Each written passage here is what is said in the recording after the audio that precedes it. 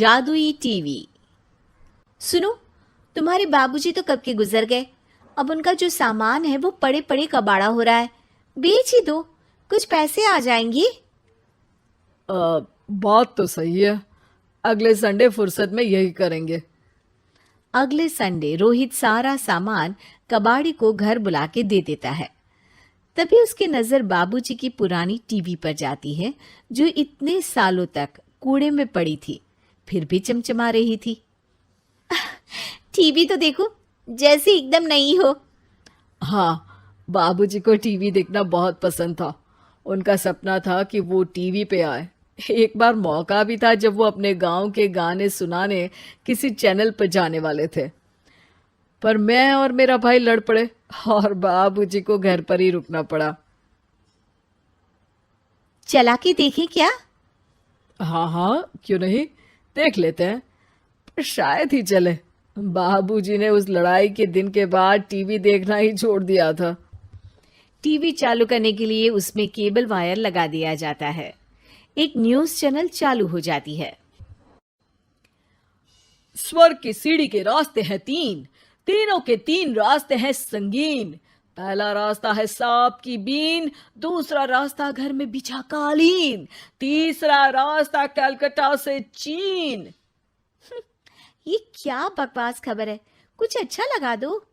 अरे आप बोलो तो सही, कोई अच्छी खबर सुना देता हूं। मेरा तो काम ही खबर देना है। अरे बाप रे, टीवी बात कर रही है। हाँ, ये न्यूज वाला मुझसे। हाँ हाँ, आपसे ही तो बात करूंगा ना, आपके घर में हूं तो। अरे, ये सपना है क्या? तुम हमसे बात नहीं कर सकते? अरे सपना नहीं भाई साहब, ये टीवी जादुई टीवी है। बोलो, क्या खबर सुननी है, वरना ब्रेक लेने का टाइम आ जाएगा। सुप्रिया घबरा के टीवी बंद कर देती है। वो क्या था? अरे एक बार और चालू करके देखे, फिर से बात करेगा तो चैनल बदल देंगे। सुप्रिया फिर टीवी चालू कर देती है। अरे ऐसा कोई मुंह पे टीवी बंद करके जाता है क्या? मुझे बुरा लगा आपका नेचर। चाय पानी तो पूछो।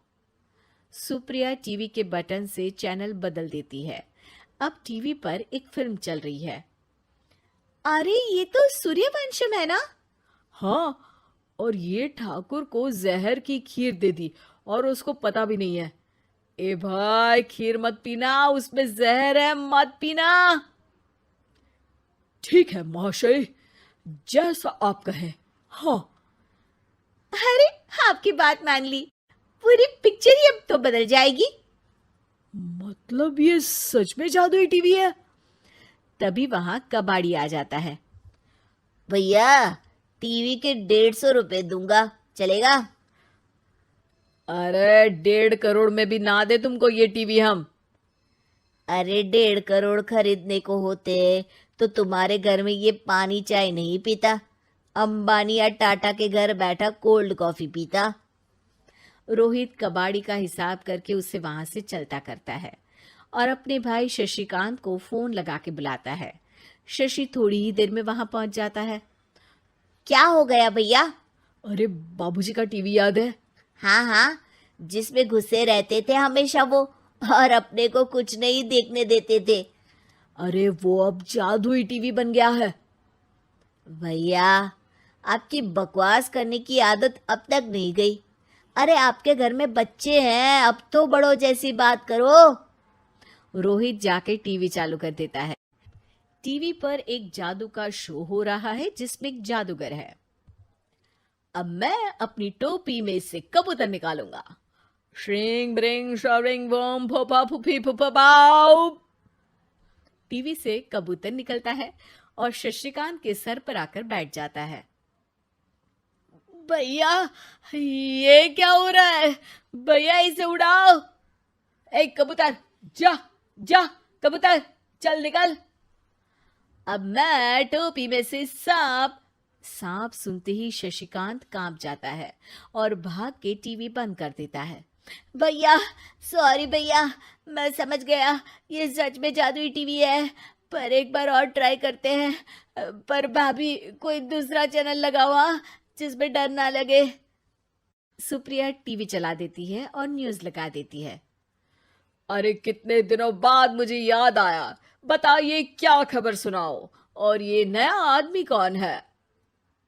ये मेरा भाई है शशिकांत। ओह यस, वही है ना जिससे तुम लड़ लिए थे किसी बात पे और तुम्हारे बुढ़ाओ पिताजी गुस्सा हो गए थे और टीवी को संन्यास दे दिया था।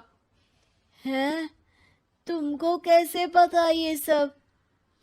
इस टीवी में रहने वाले आदमी से लेकर कबूतर तक को तुम्हारे बाबूजी और तुम्हारी बातें पता है, इसलिए तो ये जादुई टीवी है। ये टीवी क्या कर सकती है वैसे? तुम जो मांगो दे सकती है। कहानी बदल सकते हो, खबर बदल सकते हो, कोई चीज मांग सकते हो। अरे भैया, ये टीवी मैं लेके जा रहा हूँ। बाबूजी का लाडला तो मैं ही था ना। अरे ऐसे कैसे? मैं बड़ा बेटा था। अब तक मेरे घर में टीवी थी ना। अब तक कहाँ गए थे पिताजी के लाडले? तुम्हारी गलती का एहसास भी है।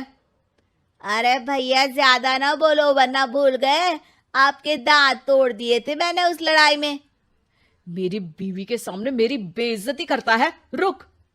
दोनों भाई हाथापाई पे उतर जाते हैं। रुक, बताता हूं तुझे कि कौन बड़ा है। अरे छोटे का दम तो देख लीजिए आप। ये खबर आपके बाबूजी को देता हूं। तभी टीवी अचानक बंद हो जाता है। अरे शायद टीवी नाराज हो गया। और लड़ लो, आए बड़े खली बनने। टीवी से एक तेज रोशनी निकलती है और टीवी में बाबूजी दिखाई देते हैं। बापूजी आप? इतना चकरा क्यों रहा है? अपने बाप को नहीं पहचानता क्या? ये तो ऐसा ही है बाबूजी। प्रणाम बाबूजी। अरे चुप कर, तुम दोनों ही उल्टे हो। तुम्हारी वजह से मैंने टीवी में आने के सपने को छोड़ दिया, तुम्हारी लड़ाई की वजह से। और तो और, जितना मैं अपनी बीवी को नहीं देखता था उतना टीवी को देखता था, वो भी छोड़ दिया तुम दोनों की लड़ाई की वजह से। और अब मरने के बाद जब मैंने टीवी को जादुई टीवी बना दिया तो भी तुम इसका फल लेने की जगह लड़ रहे हो। अरे तुम तो लायक ही नहीं हो। अब तुमको बाबा जी का ठुल्लू भी नहीं मिलेगा। बाबूजी चले जाते हैं। टीवी बंद हो जाता है। रोहित और शशिकांत गिड़गिड़ा के टीवी के सामने हाथ जोड़ के बाबूजी को बुलाते हैं, पर टीवी सिर्फ धुआं निकालता रहता है।